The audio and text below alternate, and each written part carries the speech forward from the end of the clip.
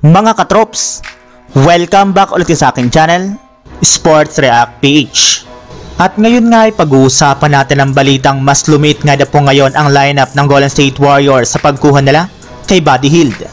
Pag-uusapan na rin nga natin dito sa ating panibagong video, ang balitang pagkuha ng Los Angeles Lakers kay Tristan Thompson sa isang trade at ang pagbabalik ni Spencer Dinwiddie sa Dallas Mavericks.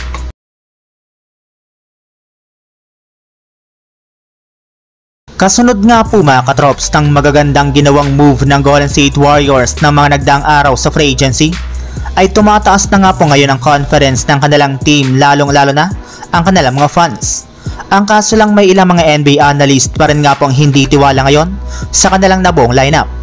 Ayon nga dito mga katrops, hindi nga na po magandang pamalit si Buddy Hield kay Klay Thompson, gayong maliban nga po sa katotohanan na napaka-inconsistent nitong maglaro lalong-lalo na ang kanyang shooting sa mga crucial games, ay wala rin naman nga po itong depensa.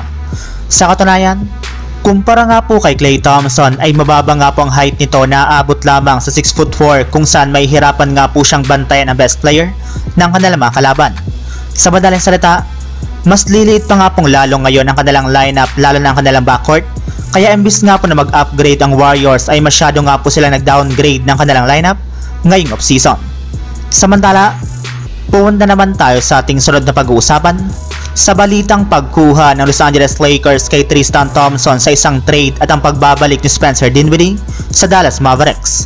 Since nga po mga katrops, nakuha na ni Bronny James Jr. at Dalton Knecht ang pwesto ni Taurean Prince at Spencer Dinwiddie sa lineup ng Lakers, ay wala na nga po silang ibang pagpipilian ngayon kundi lumipat at pumirma na lamang ng kontrata sa ibang kupunan. At sinimulan na rin naman nga po ito ng pagsali ni Taurean Prince nung nakarang araw sa Milwaukee Bucks, kung saan nakipag-reunite nga po siya dito sa kanyang dating coach na si Darvin Ham. Habang susundan na rin naman nga po ito ng pagbabalik ni Spencer Dinwiddie sa kanyang dating team na Dallas Mavericks.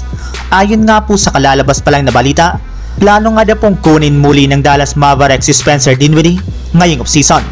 At gayong nabanggit na nga po natin kanina mga katrops, ang Milwaukee Bucks, ay may labas na nga pong balita ngayong araw na payag na nga na pong i-trade nito ang kanilang center ni si Brook Lopez sa ibang kupunan na interesado sa kanya, kagaya na lamang ng Los Angeles Lakers, basta't makakuha lamang sila dito ng at least isang future first round pick.